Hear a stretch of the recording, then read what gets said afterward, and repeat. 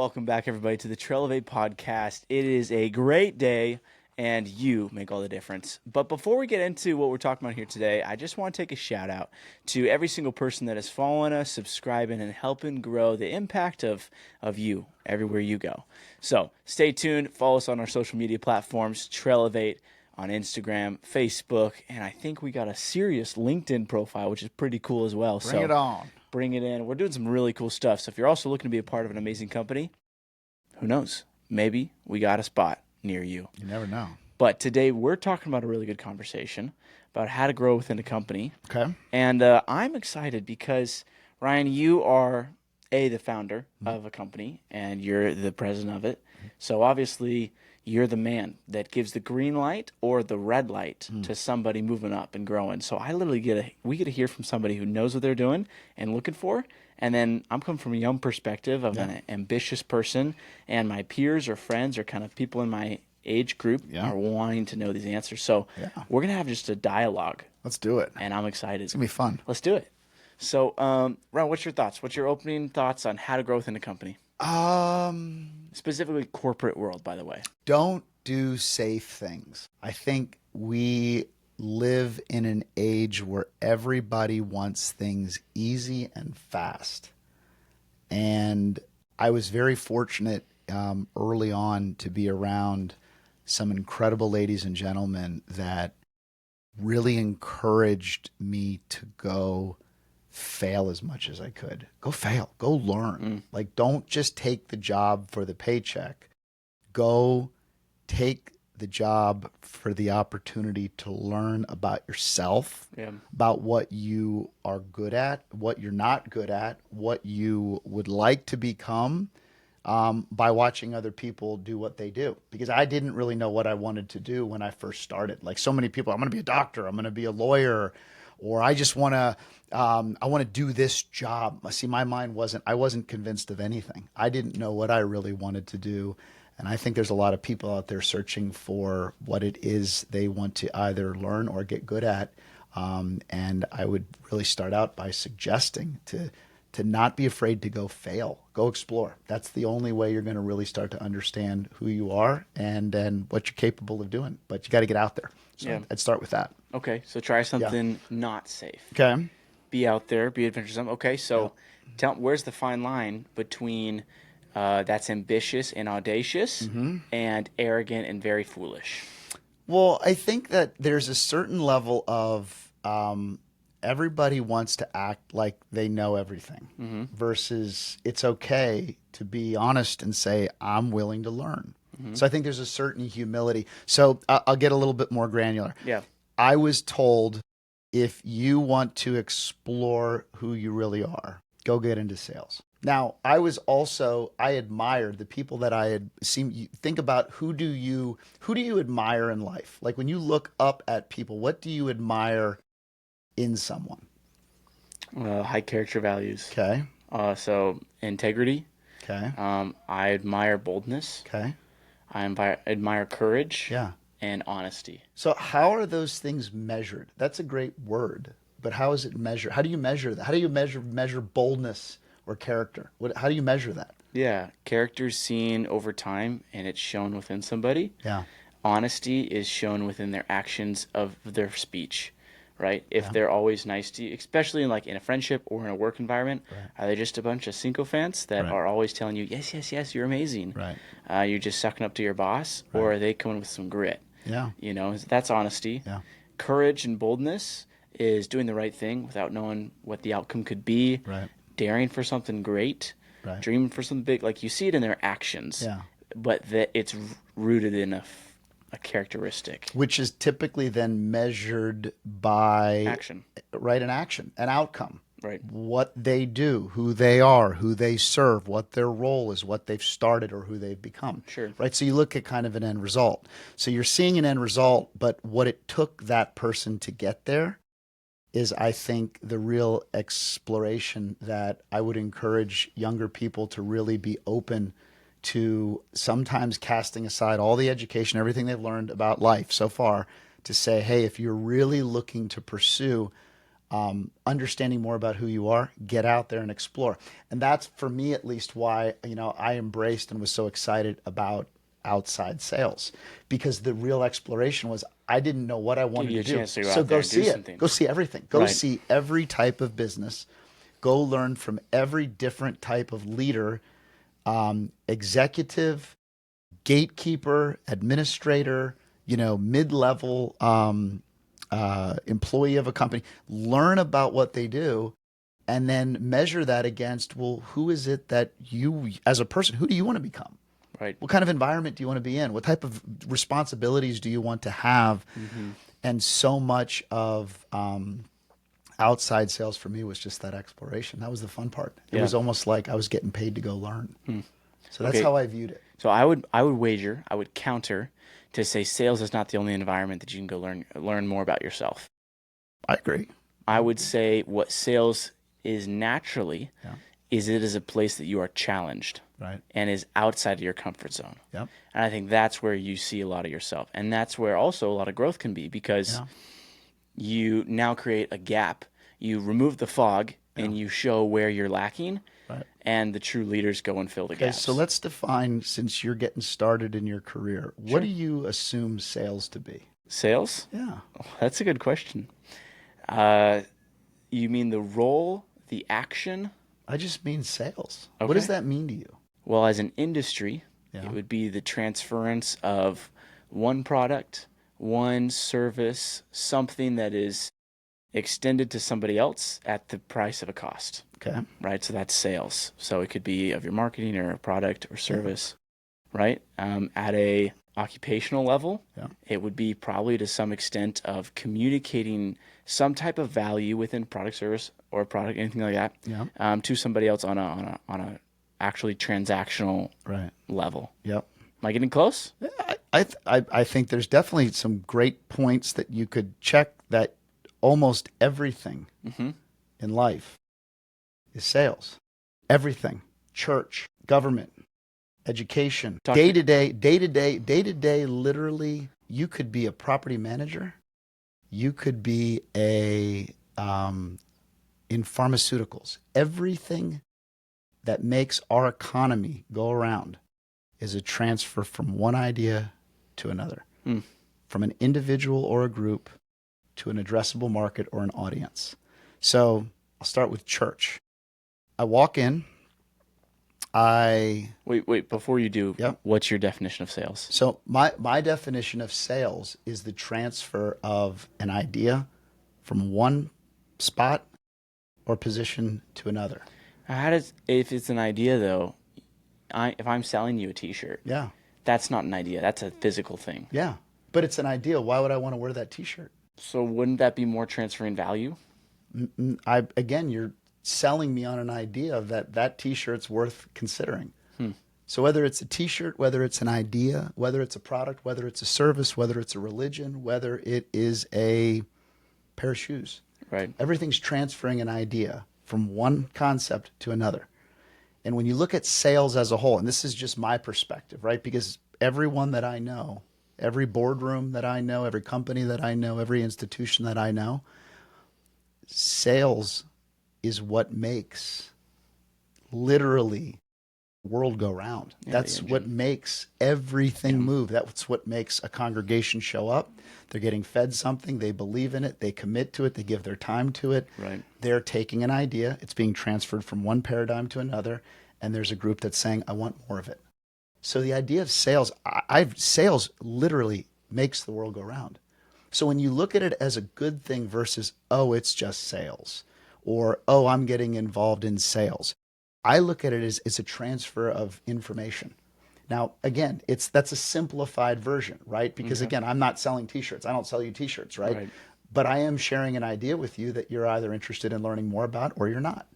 So I look at the idea of transferring an idea from one paradigm to another, but also an audience, right? Because the ability to effectively communicate something and do it in a way that grabs someone's interest, not by forcing it down their throat or not by twisting them with words into a belief, but in learning more about the person, so that if I understand what your needs are and I can relate to you in a way that builds trust, doors open for us to solve problems together. Right.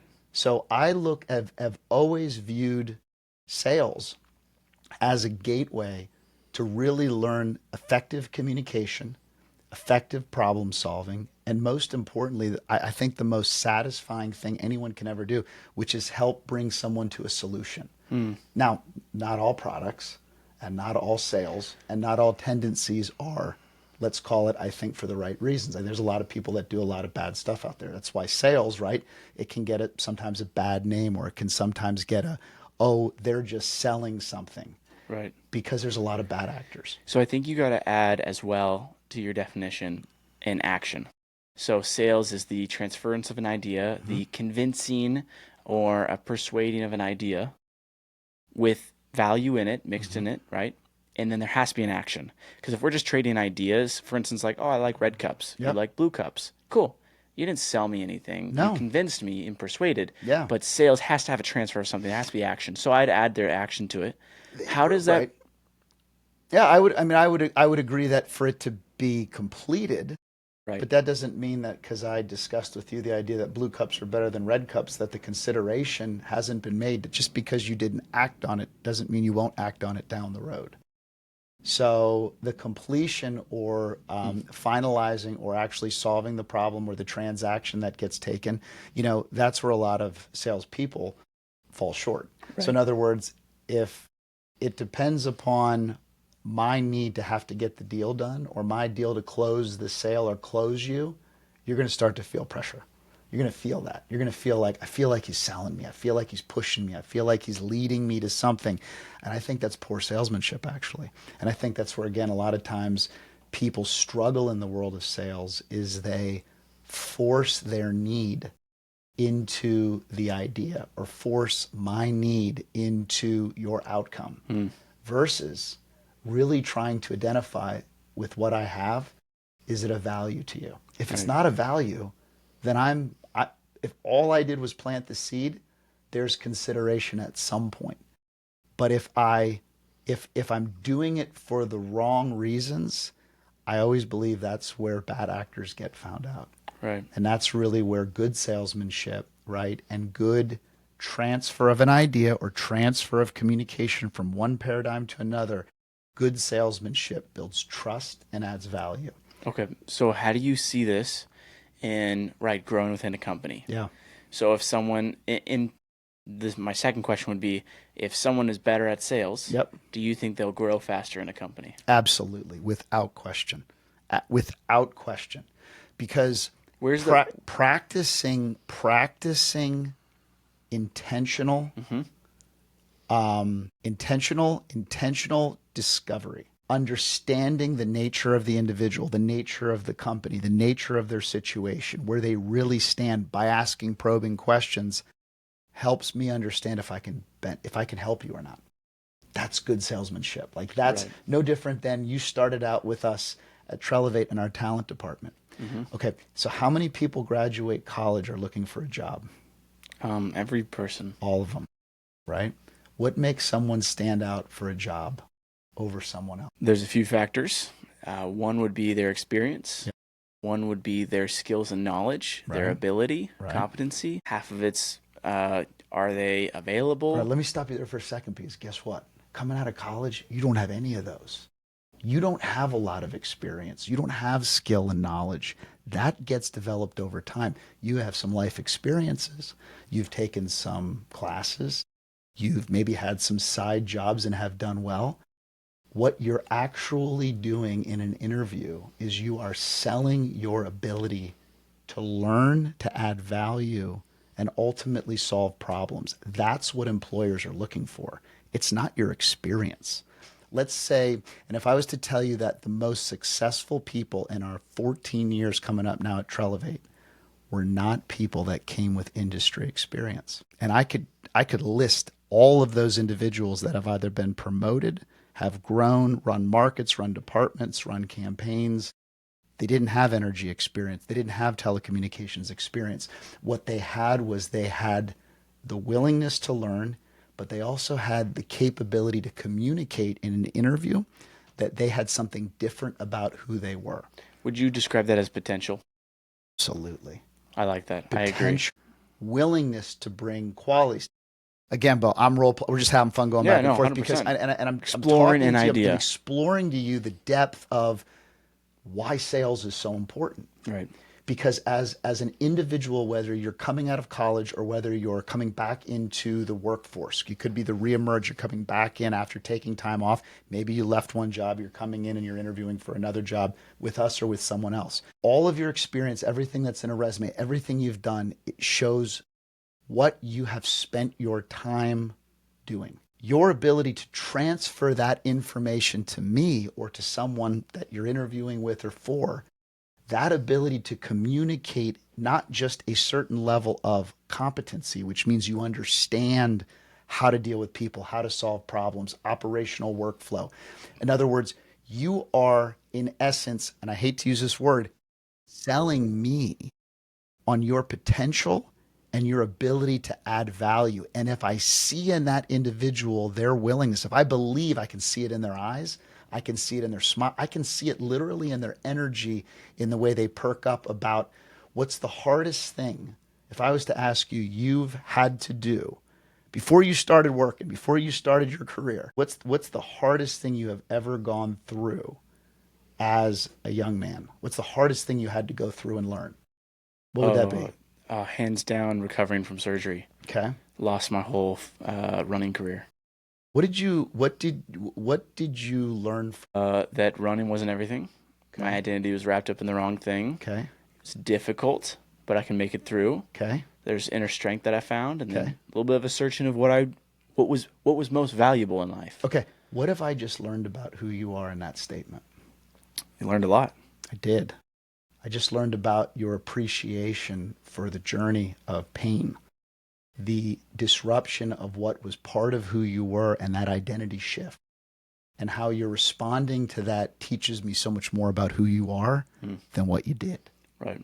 So the reason that I'm saying that to you is that, again, I'm using sales as such a general word. It's like a one word. How do you encompass everything into one word? Well, that's sales.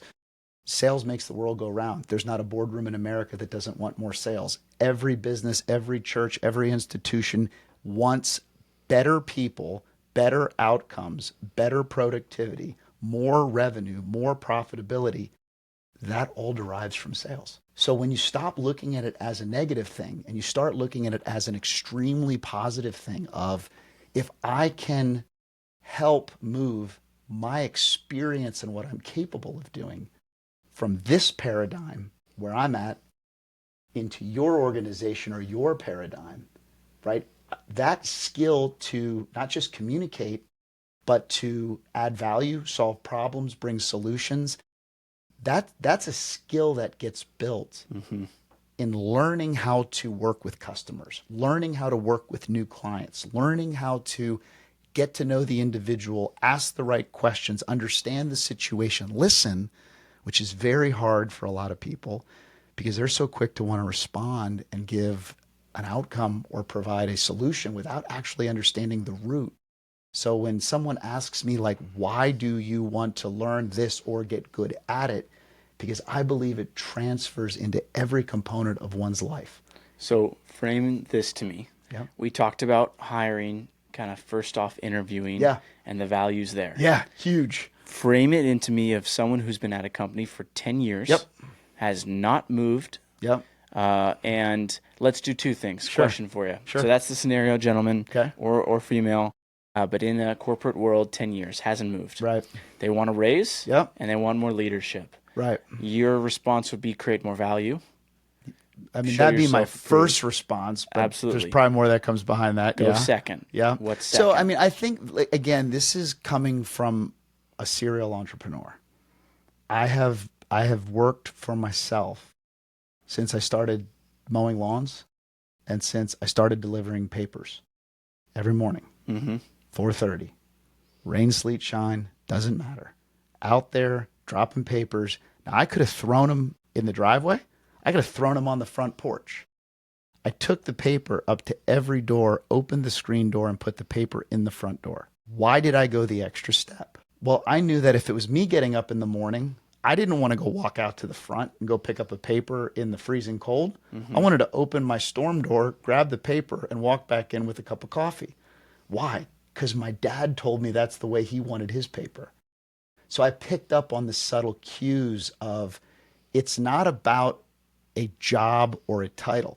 Why someone has been stuck for 10 years and doesn't move, a lot of times it's because complacency set in. There's a certain level of comfort. There's a certain level of predictability. As humans, believe it or not, that's like one of our basic human natures. Yeah, to stay comfortable. I stay don't busy. want to have to disrupt the apple cart. You mean I got to go a different way home? I got to go report to a different job into a different look. That for some people is as scary as the day is long. So they get very complacent. It's actually one of our pillars, funny enough, disrupting complacency. Right. We help customers disrupt the complacency of what they're doing. My responsibility as a good employer is to disrupt the complacency that people don't get stuck here. Right. So my advice to someone that's been somewhere long, doesn't have the room to grow, is that before they just, again, and this happens to a lot of people because, again, I live in a world that it operates in the mind of the way every person's working through what's in it for me, what's in it for me versus what's in it for us, what's in it for the good of this organization. So when you shift that, if I'm 10 years, I have no room to grow, there's no autonomy, there's no room to make more money, I would encourage that individual is it's time for you to go have a conversation either with the person you report to or the person in charge of the company and say, how can I help add more value to this company? I do not know many organizations or leaders that would not embrace that conversation. I mean, that is such an honest where's the balance conversation. though? Where's the balance between being overworked? He's salaried. Yeah, He's not going to get paid anymore. yeah. But yet he's working triple overtime. Burnout setting in, getting close. It happens to a lot of people. Yeah. I mean, that, Where again, do that's you, a where do you situation. negotiate that? Yeah. Because the question would be, yeah. oh, I'm going to put in all this value. Where's the guarantee, or even where's the hope when I have not seen That's it? the thing is that there's no guarantees. There's no guarantees. And you have to, that's a fear that a lot of people live with, is that they have to be safe. Everything needs to be set. Everything needs to be ordered. I've never lived there. I don't know that feeling. Right. I've always lived on the edge where it's like, I have to make this work. So would you say, sorry, I Yeah. cut you off. No. But it becomes, it's if, and I'll give you an example. So I was with an organization in between serial entrepreneur companies. Right. I did consulting work. I helped work with some companies, and I got a high-paying salary job. I had a nice title. I was doing it whether we were in a non-compete or we couldn't do a competitive product or service. I was doing some consulting work, and I got to the point with an organization where I realized that no matter how much more work I did and how much more money I could make, it was never going to provide me the room to become the person that I wanted to become. And that for me was when I knew it was time to make a shift. But there's a right and a wrong way to do it. A lot of people play the company out as long as they can, suck their paycheck, start to silently quit, start looking for other work, abandoning their job, not doing what they're supposed to do. And then they exit the organization in such an unhealthy manner.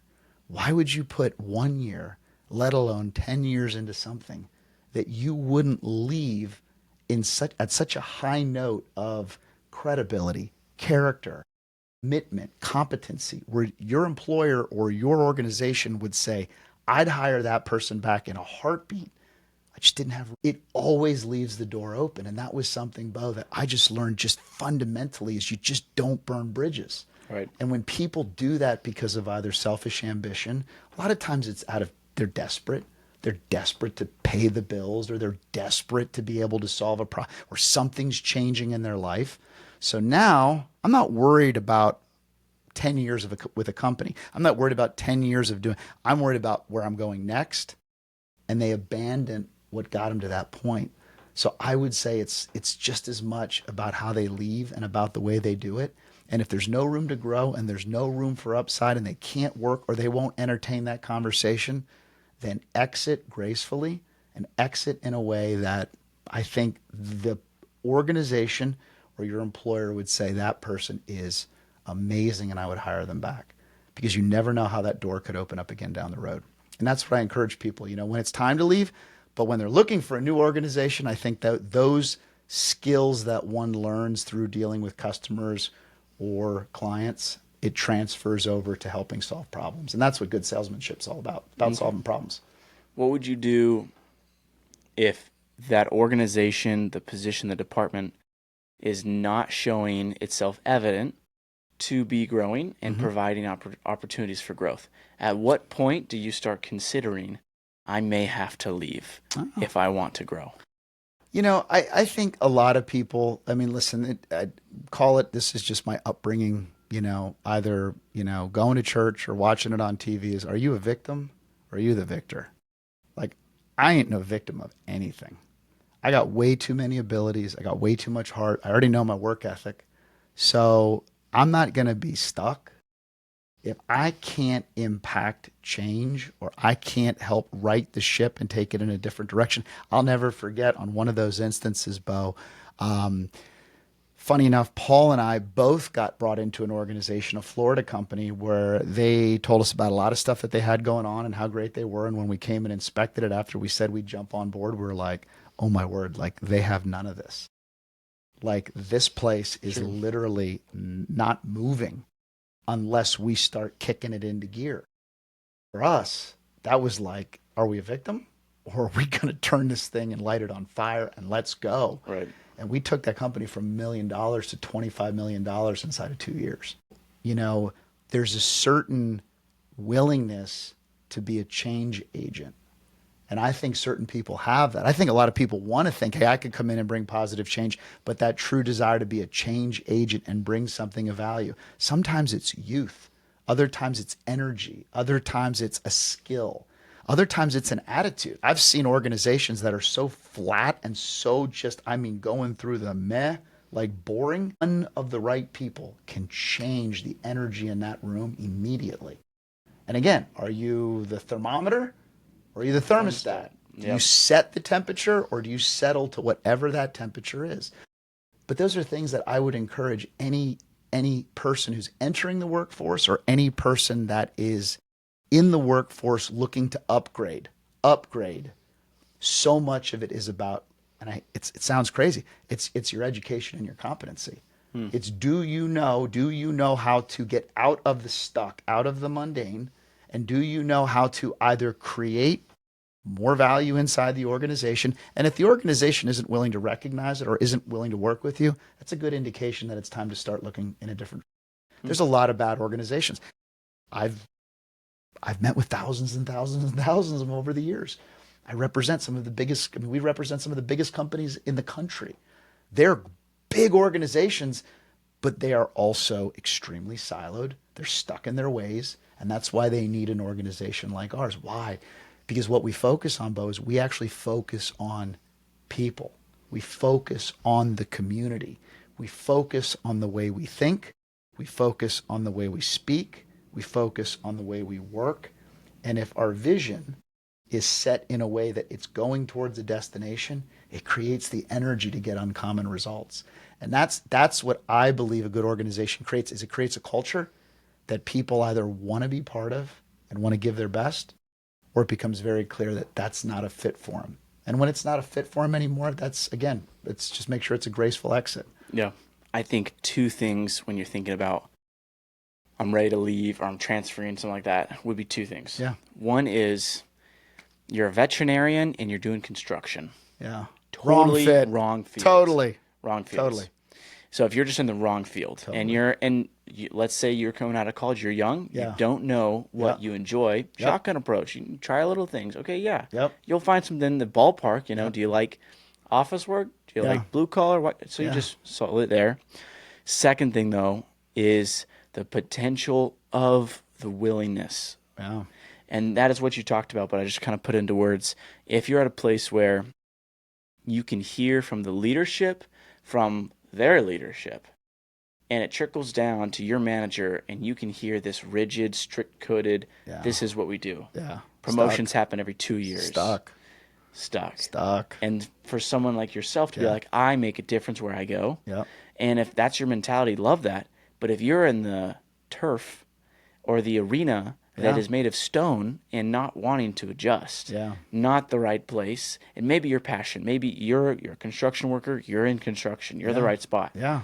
But not the right company or not the right Totally. leadership. Could be the wrong environment. That's Totally. a tough thing. And that takes I think it takes some pushing, which goes back to your last point, or your first point, which was get uncomfortable. Yeah. Do something that challenges you. Yeah. Because if you're going to try to make change, you have to do something that disrupts complacency. Yeah. And then even worse, if it does disrupt and it pushes it forward, then there's grit to say, I'm going to stay here so I can see this come through. And then if it doesn't and it doesn't move forward, okay, I'm going to disrupt complacency again, and I'm out. Yeah. Yeah. And, I think for a lot of people, I think listen, gone are the days where people sign up for a job and then go spend the next 20, 30, 40 years planning on retiring with that organization. I just think we don't live in that world anymore. I think people are fluid. So rare. I think they're Very moving. rare. I think the economy is changing. I think technology is changing. It's going to disrupt so many jobs. I know we had a earlier podcast that talked about the disruption and what AI is going to do. And, you know, the reality of changing landscape. I mean, it is so important that you don't get stuck being comfortable. The comfortable people will get replaced because it is always going to come down to the man or the woman in the arena that's willing to go to work and willing to show up with a great attitude and a great work ethic, and the person who's asking good questions, but they're doing it for the good of the team. Because I've learned, I mean, at the end of the day, Bo, I may have been one of the founders, but I work for you. I work for my clients. I work for our partnerships. I work for our vendors. Like I work for someone no different than you work for somebody. It's just at what level are you working for them? And it's a perspective. And I talked about this a while back, that deterministic screen where, you know, what I see may be completely different from what someone else sees. That's okay, right? But I think it's the exploration of if one sees value, I always believe if one sees value in the outcome, because I always believe that it's always wise to begin with the end in mind. Where am I going and what am I doing this for? Mm-hmm. The big picture, I know clients need what we do. Right. The demand is there. They spend millions and millions of dollars building go-to-market teams, and many of these teams are poorly. So we have an extremely valuable service. I think about the way we go about finding people, like finding great people coming together. You've seen when we hire the right people, it's like magic. Yeah. You hire the wrong person, oh, we missed. We tried. We thought that they had what it took. They just weren't willing to do it, right? That teaches us something about ourselves. How do we get better at looking for a candidate, maybe interviewing them, qualifying, right? But also in a way, I want to get the right fit. I don't want to just hire someone to hire them. I want it to be a great fit for them because that's where the win-win. So I think as long as the individual is approaching something from the win-win, if I can help the organization win and I can win, this is a good arrangement. Right. If the win-win is there, if it's not win-win, that's where you have to consider disrupting complacency. Is it something that the individual needs to learn? Is it something that they can help do inside of the company to make a difference? Because a lot of times it's just a knowledge gap. It's like, hey, I pick something simple like social media. That's something that you know how to do or you don't know how to do. Now you're either going to learn it or you need to find someone that's good at doing it. But if someone can solve that problem, that fills a void. Something as awesome as our podcast. We didn't have a podcast. Right. You disrupted that. You created that. And it has brought so much value to this organization. It's going to open more doors for you. One thing will lead to the next. But it doesn't happen overnight. And I think that's the other fallacy that a lot of people, especially these days, they want instant gratification. They want that instant, I Google something, I get the answer. I put it in AI, it spits it right out. I search on my menu bar, there's the movie everything's about right now. I just don't know a successful person that immediately became successful. Every success story I know is built brick by brick, year by year. So if I'm going to repeat that same level of whether it's growth, development, effectiveness, profitability, it doesn't just happen overnight. It gets built, as we mentioned, through consistency. Yeah. So it's also placing the right expectations with people, because I think that's one of the hardest things for people to learn is about how do I set not just the right expectations or get the right expectations from the organization, but how do I set the right expectations for myself? Right. That I can fit in and be part of this group to become more valuable. Yeah. So if the win-win's there, it's a good fit. If it's not, that's where you need to, I think, start looking somewhere else. Yeah. So just talking to the audience here. Yes. And last thing is, you're speaking to somebody who's, hey, I want to grow. Yes. I'm ready. I want to move up within my company. What is one very practical thing that will start moving them, the pendulum forward? Okay. I know this is going to sound so simple. Relationship. Okay. What is that? Yeah, what does that mean? Relationship. The things that we pursue, things that I pursue, if I want to get healthy and I pursue it, I'll learn a little bit more. I'll put more time into it. I'll take care of myself. I'll eat a little better. I'll get up earlier. I'll get to bed earlier. I'll work out.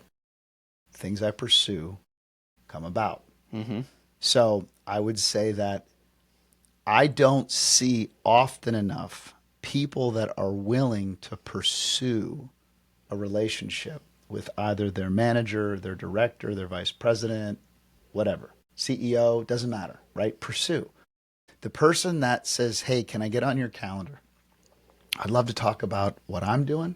I'd love to talk about what the organization's doing. And I'd love to talk about when someone comes to me like that, I can't think of a more exciting conversation to have. One, it's absolutely authentic. Mm-hmm. Now, notice it's not me coming in the door and being like, hey, Bo, I've been working really hard. I think I should make more money. That sounds really selfish. So it's all about the effective communication. It's all about the idea of moving an idea from here to here. Yeah. So how someone builds into, they want to grow with inside of an organization. They want to be considered for promotional opportunities. I mean, I can just speak for our company. I can tell you the reason we started Trelevate was that was going to be embedded in our fabric. Our goal was to elevate relationships, elevate results. Right. We get great relationships. We get great people. We elevate the results of our clients. Well, guess what happens? We grow. And that's what we've been doing. I mean, since you've gotten here, we're growing and we're going to continue to grow. Now, growth isn't always just an explosion of new markets. Sometimes it creates new roles and responsibilities. So I think, to your point, it's not just about starting something. And I can't think of anything more scary in the world than a dead-end job. Oh, like I can't think of anything worse than that in my mind. I can't think of anything worse than feeling that I'm trapped, because I think so many people get stuck and they don't know how to get out of the box they're in, or they don't know how to get through the door because they are not pursuing the right relationships. Yeah. So I believe that the truth will set you free. Truth, explore a relationship with an individual, either that you are working for or with, to be able to better understand how you're doing, what value you're bringing, what the team needs, what the department needs, how we can make it better. And if we can make it better, can we create room for growth? And I think that becomes an intentional pursuit, but it needs to be relational. It's not a demand. It's not something set. Imagine coming home one day to your wife and being like, this is the way that I want it done. I mean, again, I don't want to set up for a bad conversation. Probably want to go off. That probably won't work so well, right? No. Honey, I demand that dinner's on the table. That's not going to go over so well in my house. Honey, hey, I'll tell you what. Can I pick anything up? Hey, what should we have tonight? Maybe could I get what kind of groceries? Do we need anything at the store? What if I was part of the solution? Yep. And that's problem solving. Yep. That's relational. And that's what I have explored my entire career on, how to build relationships that are worth building and investing into. So that's what I would encourage people, no matter where you're at, is a really good, I know today is our Q4 kickoff, a really good self-inventory. Do a self-inventory of where you're at, where your heart's at, where your head's at. You know, there's a lot of people, I'll tell you what, no matter how bad you love playing, I'm just going to, I don't know, just pick a sport, tennis. You love it. I like tennis. I do. It's a lot of fun. Could I go play it every single day? Maybe, with the right group, right? If the right environment was there, if we were making it fun. But to go do that every day for a living, that wouldn't be what I would go spend my time doing. That's not my gifts. So it's okay, I think, but think about what I'm learning playing tennis, and I'm learning either feet positioning, or I'm learning about moving on the court, or I'm stretching so that my mobility is a little bit better. But you know what I love? I love playing pickleball. Love playing pickleball. A lot of times the things you're learning right now can transfer over to something else, and it's like magic. And I think that's really the pursuit that I would encourage anyone, be it here at Trelevate or be it inside of any organization that you're looking to explore or you're willing to make a change, is how do we pursue a healthy relationship with healthy expectations, and that we're in a problem solving type relationship that leads us to growth, that leads us to something to look forward to. That's a great, rich working environment. And I think that's something, I know that's something that we founded this on. And I know that it's something that when people pursue that intentionally, they're going to get so much more out of their working environment and what they're doing. But it starts with a relationship. It's got to be open, it's got to be honest, and it's got to be transparent.